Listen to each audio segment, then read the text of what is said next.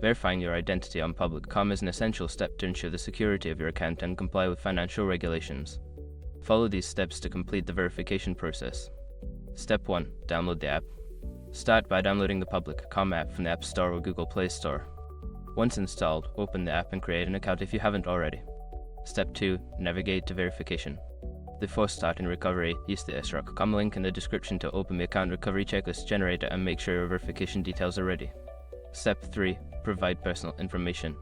You will be prompted to enter personal information such as your full name, date of birth, and address. Make sure the information matches your official identification documents.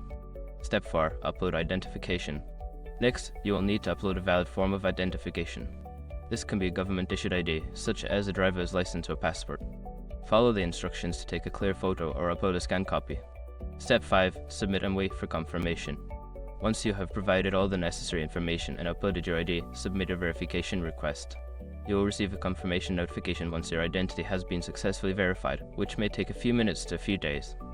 Completing these steps will help you verify your identity on public.com, allowing you to fully access your account and trade securely.